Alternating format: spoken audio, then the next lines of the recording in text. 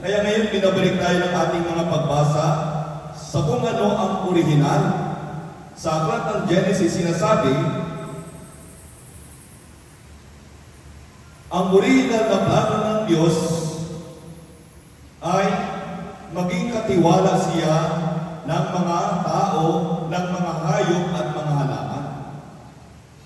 Orihinal na nakita ng Diyos na malungkot ang lalaki dahil wala siyang katuwang, kaya lumikha ang Diyos ng babae mula sa tadyang ng lalaki.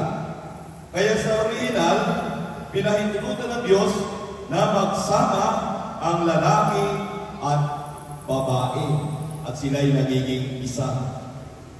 Orihinal na plano ng Diyos na tayo ay katiwala lang, kaya hindi ito pwedeng palitan.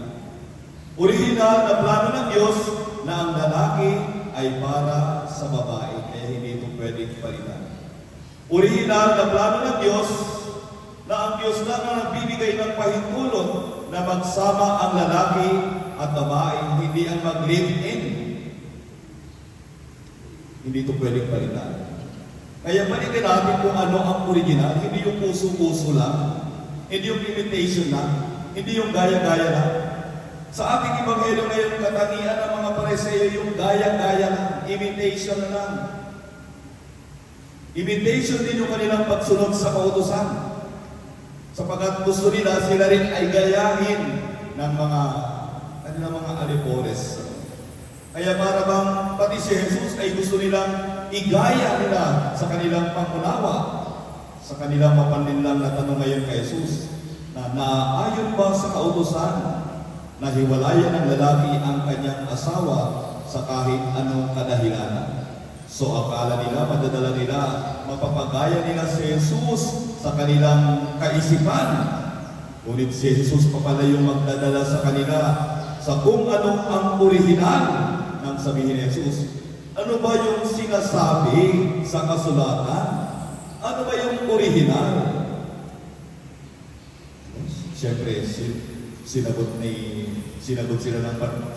ng mga Pariseo sa Jesus. Ipinahintulot po ni Moises na hiwalayan hiwalayan ng lalaki ang kanyang asawa nang may kasulatan. Ngunit sa pagkakataong ito, bigla naman silang sinumalpal ni Jesus. Dahil sa katigasan ng inyong ulo, kaya pinahintulutan ni Moises.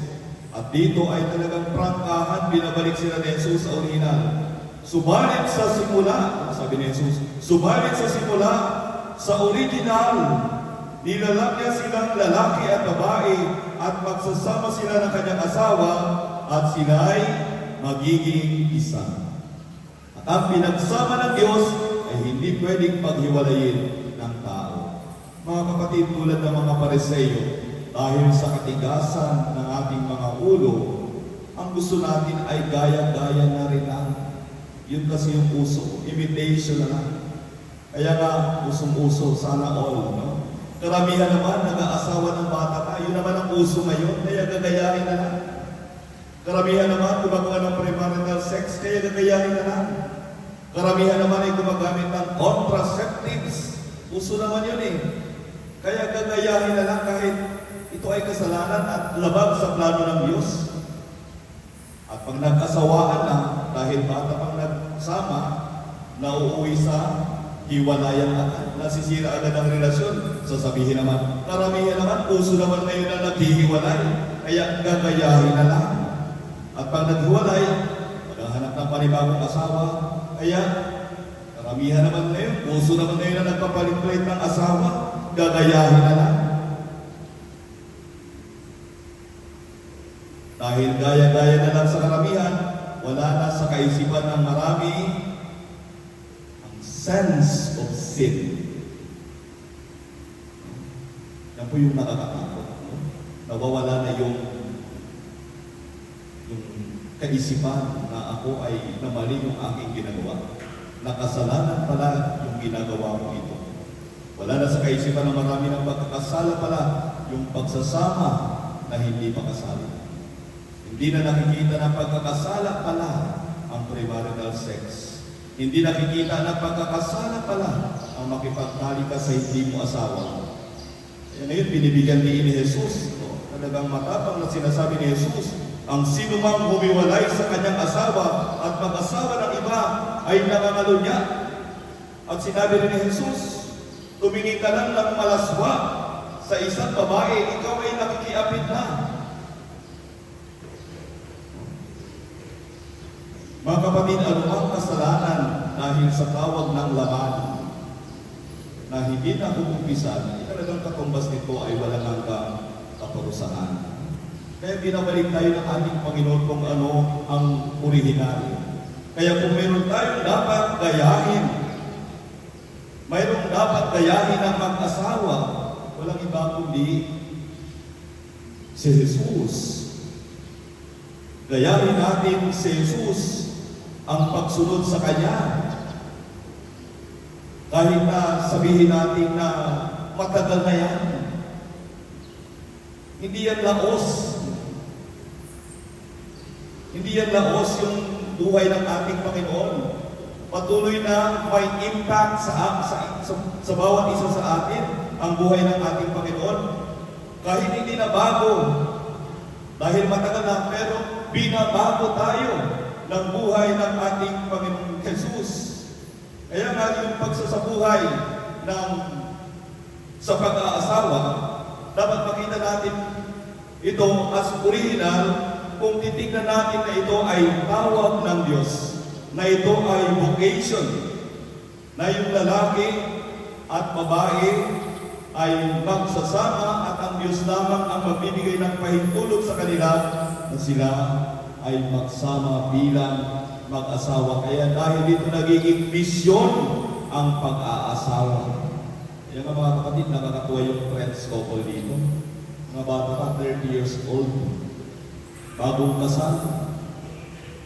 Ngayon, binenta nila yung kanilang ari-arian doon sa France para mag-mission dito. Tulungan ng mga estudyante, maging foster parent, maging house parent ng mga estudyante na mag-aaral dito. Sila yung pabantay, sila yung kakalinga. Mission ang pag-aasawa.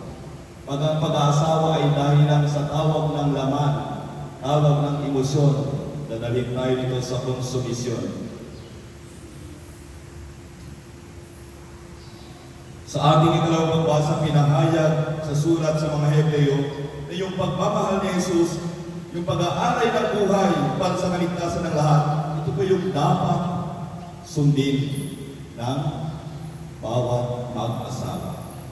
Kaya huwag natin itulan ang pag-aasawa sa bagay-bagay lang, na imitation lang, na pag nagsawa na sa isang bagay at nasira, papalit agad. Hindi ganun ang pag-aasawa.